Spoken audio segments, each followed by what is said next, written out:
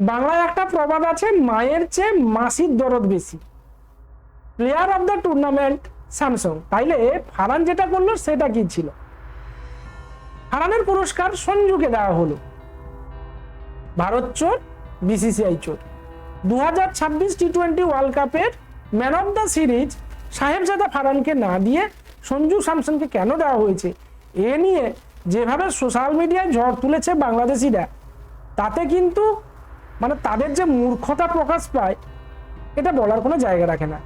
এরা সব সময় দেখবে পাকিস্তানপন্থী, পাকিস্তানকে নিয়েই এরা বড় করে দেখাতে চায়। না, সমস্ত বাংলাদেশি বলাটা আমার প্রথমে ভুল হয়ে গেছে। এখানে বলা যেতে পারে বাংলাদেশি কিছু রাজাকারের ড্যাশ ড্যাশ, তার কারণ বাংলাদেশের জনগণই তাদেরকে বলে থাকেন রাজাকারের ড্যাশ ড্যাশ। বাকি সেন্টেন্সটা আপনারা পূরণ করে নেবেন। আজকে এই টুর্নামেন্টে সাহেবজাদা ফারহানের সর্বোচ্চ রান ছিল, তাকে ম্যান অফ দ্য সিরিজ দেওয়া হলো না বলে গলা ফাটাচ্ছেন। তাহলে 2019 সালের যে ওডিআই ওয়ার্ল্ড কাপ ছিল সেখানে রোহিত শর্মা যে সর্বোচ্চ রান স্কোরার ছিল, তাহলে তাকে কেন ম্যান অফ দ্য সিরিজ দেওয়া হলো না সে নিয়ে কিন্তু একবারও আপনারা বলেন।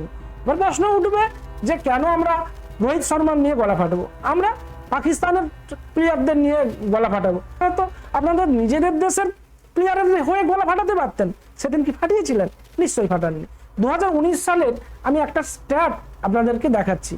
যারা সবসময় এইটা নিয়ে মাতামাতি করছেন যে কেন কম রান করা সত্ত্বেও সঞ্জু স্যামসনকে প্লেয়ার অফ দ্য সিরিজ দেওয়া হলো, তাদের জন্য এই স্ট্যাটটি আপনারা পারলে ওই সমস্ত রাজাকারের ড্যাশ ড্যাশদের চোখে এই স্ট্যাটটা ছুঁড়ে মারতে পারেন।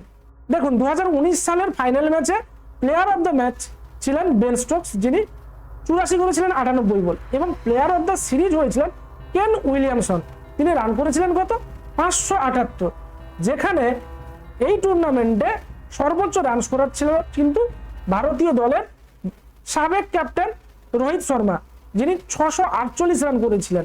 এরপরে ছিলেন ডেভিড ওয়ার্নার, তারপরে ছিলেন বাংলাদেশের অলরাউন্ডার সাকিব আল হাসান, তারপরে ছিলেন কেন উইলিয়ামসন, যিনি করেছিলেন 578, সাকিব করেছিল 606। এবার অনেকে এই ছবিটা দেখে বলছেন যে কেন উইলিয়ামসন 2টি উইকেট পেয়েছেন। এবার আপনারা একটু গুগল করে দেখে নেবেন, ওই টুর্নামেন্টে সাকিব আল হাসান তিনি কিন্তু 11টি উইকেট পেয়েছিলেন, যেখানে একটা ফাইপার ছিল।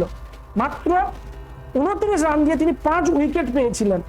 তো যেখানে সাকিব আল হাসান অনেক বেটার পারফরমেন্স দিয়েছিলেন কেন উইলিয়ামসনের থেকে, তার সত্ত্বেও তাকে কিন্তু প্লেয়ার অফ দ্য টুর্নামেন্ট দেওয়া হয়নি। প্লেয়ার অফ দ্য টুর্নামেন্ট দেওয়া হয়েছিল কাকে? কেন উইলিয়ামসনকে। তাহলে সেদিন তো কই আপনারা সাকিব আল হাসানের জন্য গলা ফাটাননি। এবং রিসেন্ট যেটা দেখলাম, আপনারা সাকিব আল হাসানকে, যে কিন্তু আপনাদের দেশকে অনেক শীর্ষে নিয়ে গেছে, ক্রিকেট যে পরিচিতি সেটা দিয়েছে, তাকেই দেশ থেকে বের করে দিয়েছে। আর আপনারা আজকে বড় বড় কথা বলছেন। আসলে আপনারাই বাংলাদেশের ক্রিকেটটাকে পরপর পরপর খারাপ থেকে খারাপতর দিকে নিয়ে যাচ্ছে। তো এই ভিডিওটা এইটুকু ছিল। এই সমস্ত রাজাকারের ড্যাশদের চোখে আপনারা পারলে এই ভিডিওটি ছুঁড়ে মারুন। ভালো লাগলে একটা লাইক করবেন, শেয়ার করবেন। ভালো থাকবেন, সুস্থ থাকবেন, টাটা।